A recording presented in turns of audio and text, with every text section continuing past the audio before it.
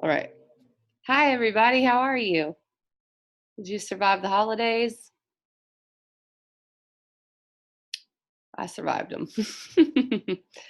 Well, it's been a time, hasn't it? At least it has for me. It's always busy anyway. I mean, everyone's busy. You don't need astrology to know that the holidays are kind of, you want to pull your hair out a little bit.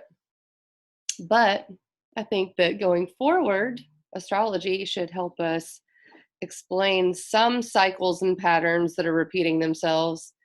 And that's exactly what I do with astrology. I pretty much measure time. I mean, uh, it is related to the sky, but with the precession of the equinoxes, I mean, if you look up and I say Venus is in Aquarius, she probably doesn't appear to be in Aquarius on your star map on your phone and so on and so forth. So, this is more of a measurement of time and the way light hits the planet and cycles that repeat themselves and archetypes and so on and so forth. And if you want to know more, I'm going to have a basics class where we start with something as simple as a circle, and how that relates to astrology.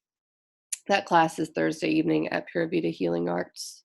I'm also thinking about filming it because I got a new fancy camera, although I'm not using it now. I thought I was going to, and I hooked it up, and it was like not even.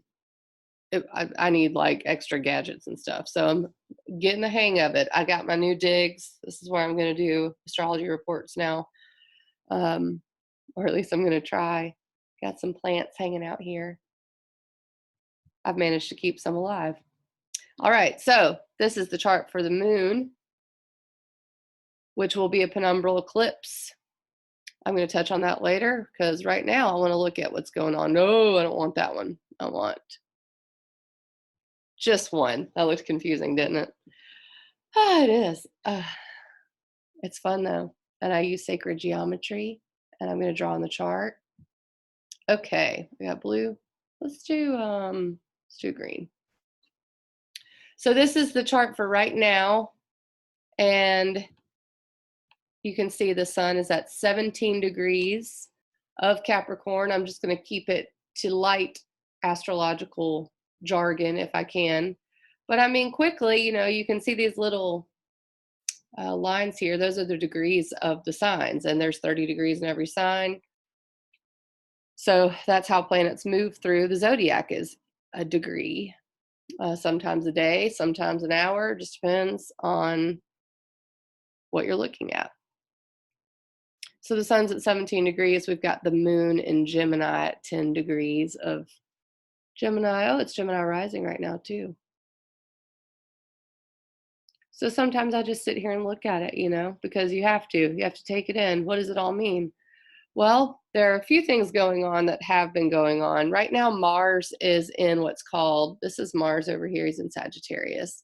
And Mars in Sagittarius wants to get out there, expand everything. I mean, it's looking for new philosophies and excited about traveling and just wants to be optimistic. That's Mars and Sagittarius. Mars is a fire planet, Sagittarius is a fire sign. It gets long.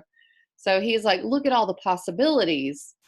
But we have Uranus in Taurus, and they are what's called quincunx.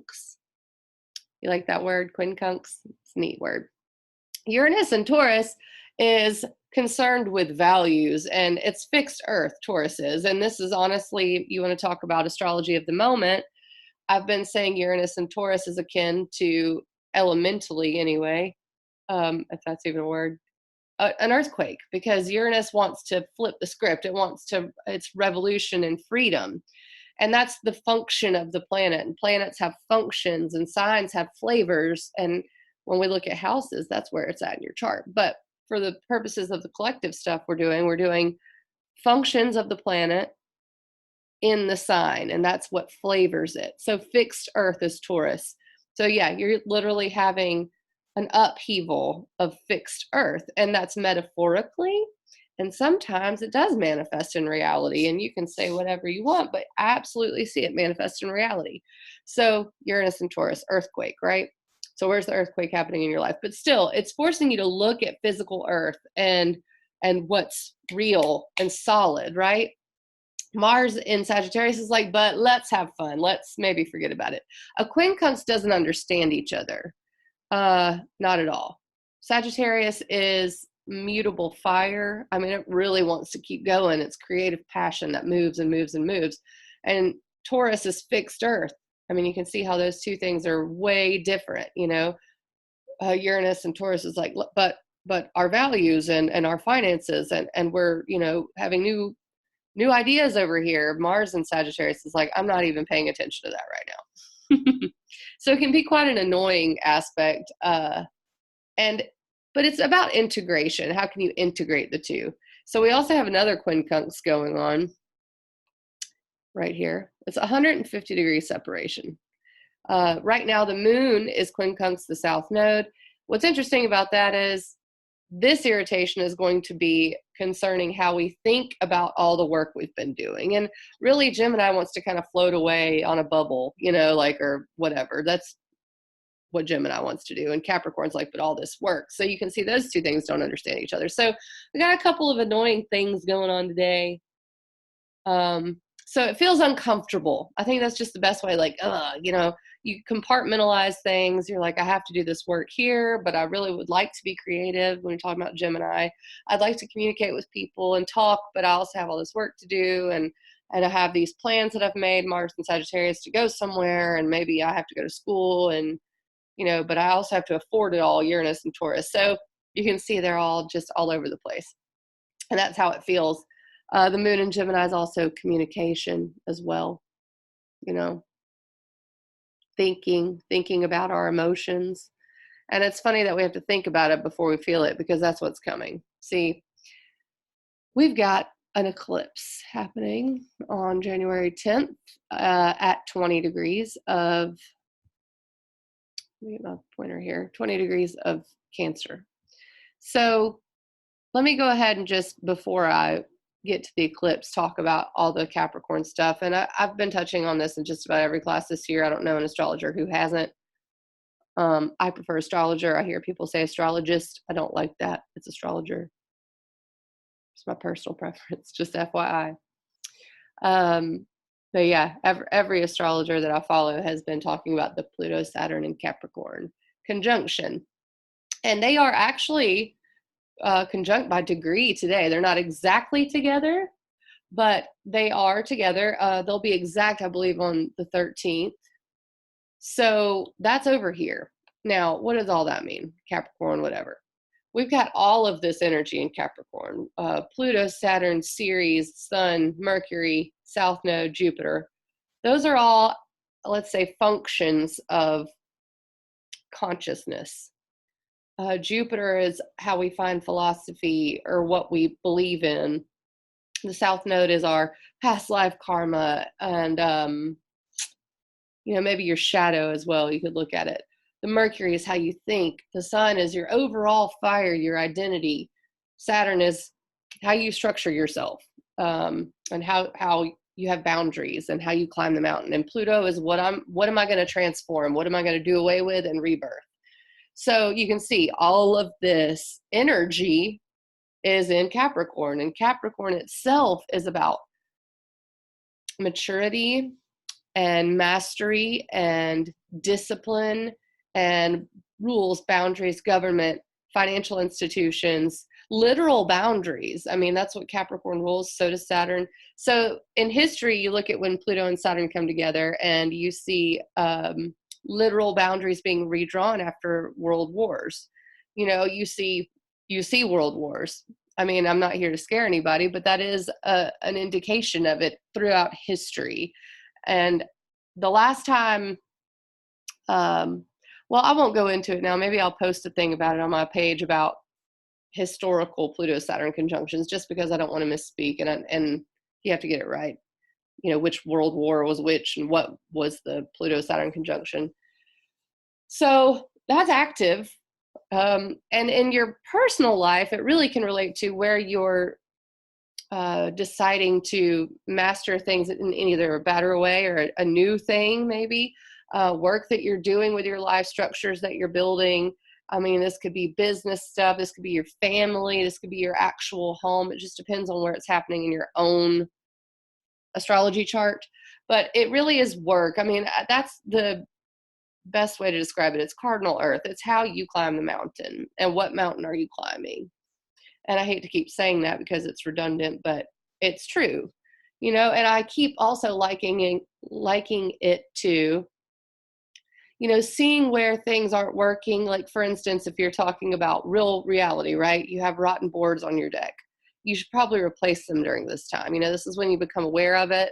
And if you don't, stay on it, this is when you have breakdowns. So do the work, you know, learn the stuff, master the stuff, practice the stuff, draw your blueprints right.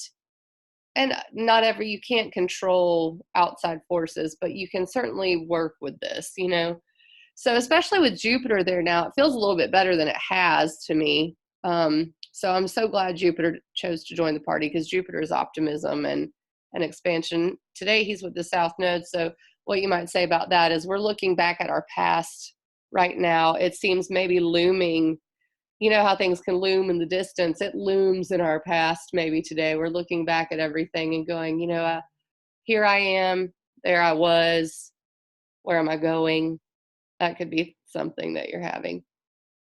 So that's why I wanted to talk about all of this energy first, because the moon, as she moves toward full, will quincunx all of this successively. So this involves our thoughts, and maybe we can't reconcile the way we think about something with all the work we've been doing. Or maybe we, you know, are changing our minds or hearing new information, taking in new information. That is, you kind of have to compartmentalize the two, because you can't quit doing this over here, but you have to put some thought into something. Or you just want to maybe let go a little bit too with the moon in Gemini. It's like, I want to think about something else right now. I don't really want to think about the work I'm doing. Can we just not, you know?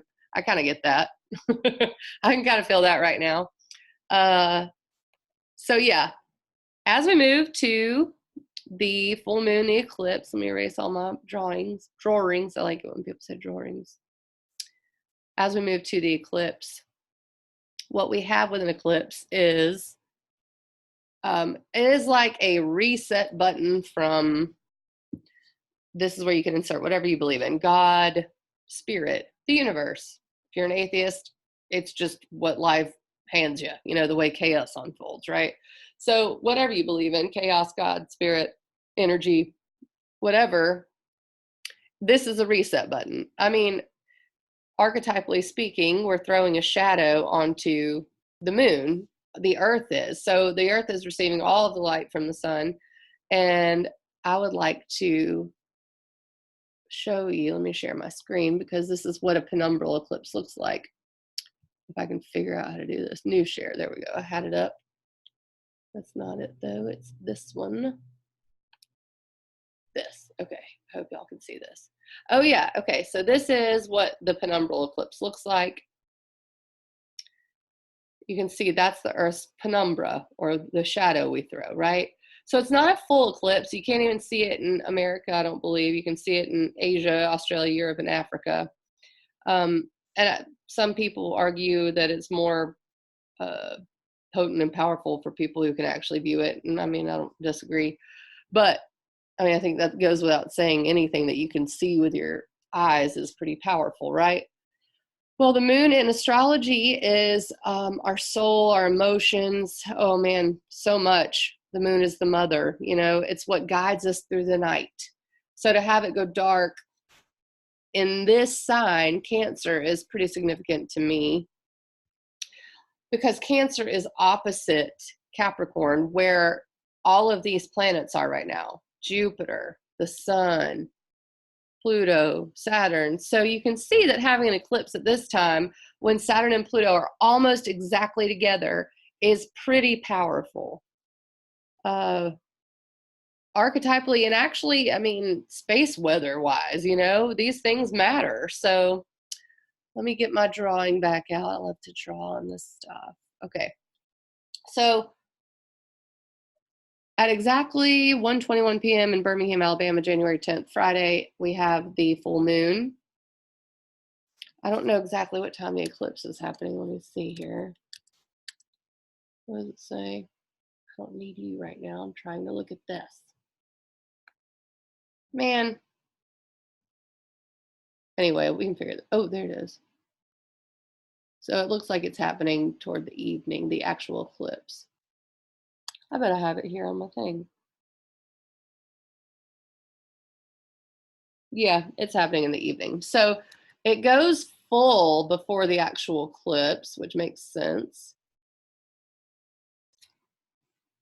at 1:21 p.m. So you can say that really this energy is active as soon as the moon moves into Cancer, which would be, looks like that will be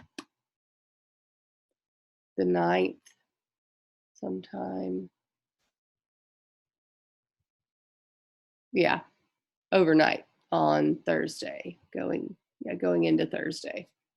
So early morning Thursday, the moon moves into Cancer. So that's when this stuff starts to be active. Now, what stuff am I talking about? Why am I spending all this time? Because I think it's important to show you how I get to these conclusions. I think it's important to show you what's actually going on in the sky, how it relates to this measurement of time that I'm doing. And so what is significant about Cancer? Cancer is the opposite of Capricorn. It is cardinal water. Capricorn is cardinal earth. That's why it's the mountain. Cardinal water to me is a river running down the mountain. And what is the river in terms of symbolism? It is emotion. It is emotion that moves. It is, drinking water to stay healthy. It is nurturing a baby with a breast. These are the archetypes of Cancer. And, you hear people call Cancers whiny and emotional. I'm a Cancer rising, so I can, but that's a necessary function in society. Someone has to be like, are you taking care of yourself?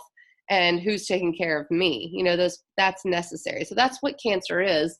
And this eclipse is really like, hey, maybe we can feel, in my opinion, feel differently now. There's been a lot of work done in Capricorn, and the North Node, the eclipses, let me put it this way, for several months. Again, I don't want to misquote. I should know the exact numbers, but I don't off the top of my head. The eclipses have happened in Cancer, Capricorn for a year, I believe, as well. We're moving out of that. So these are the last few eclipses in Cancer.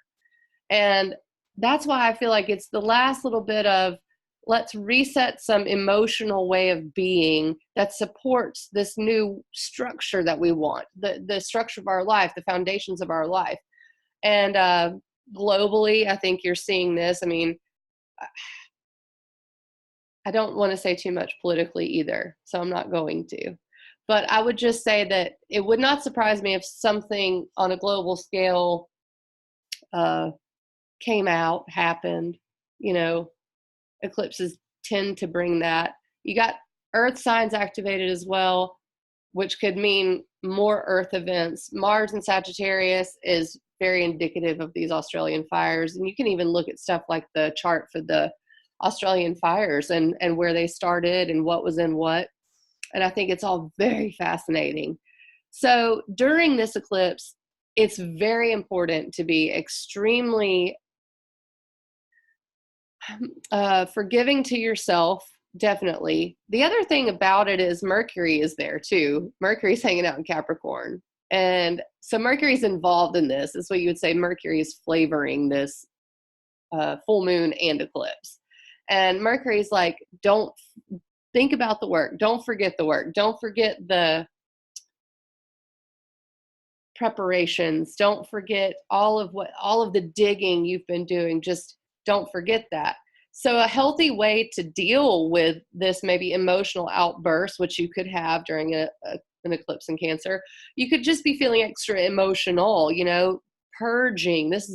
Purging is a big word for this, I would definitely say. So during this, Mercury is going to be thinking a lot, right? Mercury is also in exact conjunction with the sun. This is called a Mercury cazimi. So this is where your identity, your mind, and you're just very aligned in this area of your life. And naturally, you think of the other side of the coin. This is where my structure is. Now, where are my emotions? These two things, it's water running down the mountain. They belong together, So a healthy way to express emotions during this time would be to write. I mean, I've heard some people say, oh, you don't have to express things right now, and you don't have to express them, but you can still purge without doing it to somebody, like write in a journal if necessary, paint, that's a form of expression, dance, whatever way you can express these emotions, I think will be a very healthy, high vibe way of dealing with it. Even applying some emotional thoughts to the work you've been doing, like instead of being so cold, calculated, whatever, which is what Capricorn is, you can maybe apply some emotion to the situation, to future plans. And what else? There was something else. Something is going to be quincunx, but I can't remember what it was. Shoot. Doesn't matter. Uranus and Mars are still within the degrees of a quincunx during this full moon eclipse. And I'm looking, I don't see, let me read. I think this is interesting. There is a thing called the Sabian Symbols, and it's a book by Dane Rudyard, and a medium, I believe, channeled word pictures for each degree of the zodiac. And so the degree that the moon and the sun will be at is 20, and Mercury will be at 20 as well. 20 degrees of Capricorn, 20 degrees of Cancer. So I wanted to look up the word picture, the Sabian symbol, just to see what it said. And interestingly enough, they both involve singing. So this brings me back to the expression. And let me share what I've found. Right here, y'all. Okay, so the Cancer Sabian symbol, and it's exactly 20 degrees 0 minutes. That is super exact on a degree. You can't get any more exact on a degree. So you read for the exact degree when it's exact, if that makes sense. It's Venetian gondoliers giving a serenade. And this is why I get that feeling, because that's what Cancer is, that we will maybe feel as if we've, understanding that we've done a lot of work, and maybe almost celebrating the work that we've done, the planning we're doing, celebrating future and living, you know what I mean? So hopefully that's what this portends. I don't know, but the keynote here is happiness as an overtone of social integration and conformity to custom. So, and I think that's important because we're definitely building new customs. We have things to contend with that we've never had to contend with. Robots are taking jobs, like hardcore, and things are changing in many countries on a global scale. I mean, we've got social media. We're able to pretty much put out there exactly what we want to say whenever we want to say it, knee jerk. There is the problem of bots that pretend to be people online, that propaganda, so these are new things that we have to contend with. So definitely new customs are needed. So that's why I loved this Sabian symbol. And then the Sabian symbol for 20 degrees of Capricorn, which is where the sun and the moon are, sun and Mercury, excuse me, is a hidden choir is singing during a religious service. So you see the two singing, the serenading the gondolier and singing during religious service. So this is the fulfillment of the individual's creative function through his participation in group performance, consecrated to a transcendent realization of unity. And both of these things to me are like, wow, maybe all of the bad only precipitates a need for unifying, and it's been that way throughout history. Tragedies happen. We put more energy to something that we didn't realize we needed to, earthquakes happen and hurricanes happen, and we should probably care about Puerto Rico. They're part of the US, these things precipitate change, and that's what an eclipse does anyway. But here it's really, at least with the Sabian symbols, indicative of community. And there's another thing too that's indicative of community. And where's my new share? I need to go back to this. And that is Venus during this full moon is in Aquarius. And she is sextile Pallas Athena. Now, what do these things mean? Mandy, what are you saying? What are you saying? I'm saying Venus, which is what we love and how we find balance and what we value. That's Venus. That's her function, right? She moves into Aquarius, it's community, it's freedom, it's technology, it's forward thinking. And she is in talking to, let me put it that way, sextile, in a good aspect with Pallas Athena. Pallas Athena is the goddess of wisdom and finding patterns. And Pallas Athena is in Sagittarius. So Venus, this community, and Sagittarius placements are working together. It's almost like to find a solution. That's what it seems like. I mean, Sagittarius is natural law. Mars is there as well. And Mars is trine Chiron. So these are very, it's like, you know, look at the big picture. That's where we're going to find some good luck in all of this, at least. Let me put it that way. Any other aspects that I can see? Loosely trine Neptune, the eclipses, which adds an element of spirituality. At least you hope so. It could add an element of, I want to escape all of this emotion. Escapism would be big here. I want to, you know, just get away from all of this. That could be a thing. And then, yeah, I think that's the most important things going on. I do want to say there's a few transits coming up in 2020 that I want to talk about. We've got, let me erase all this. I don't need this little green line anymore. I don't know if I have it on here, so I may just have to skip ahead. We've got Venus going retrograde in Gemini, and that happens around May, I believe. May, June. And then we've got a Mars retrograde in Aries, and that's like September to November. And these things don't happen every year. It's like every 2 to 3 years, I think. And they're big transits. I would suggest you look at where Gemini and Aries is in your chart. If you want to know about where things are, I'm doing this basics class. And always you can purchase a session with me. I'd love to do that with you. Venus retrogrades tend to have you rethinking what you value in this sense, maybe changing your mind about some things, maybe even, I mean, it's relationships. So relationships could be rocky around that time. Communication could be hard. And then the Mars retrograde in Aries is all about your identity and your ego, and that kind of having the brakes put on a little bit. Another big transit, Saturn will be moving out of Capricorn into Aquarius. So anyone with like Aquarius placements, if you know if you're an Aquarius sun, you're going to have Saturn transiting over that soon. Saturn restructures the place that it moves through in your chart. So those are some bigger things going on this year. Let me know if you'd like me to do a 2020 video that maybe y'all throw me $5 for, because I would definitely spend time on that if that's something you would want to do. I do a short, quick overview. It may not be short, so we'll have to see what I do.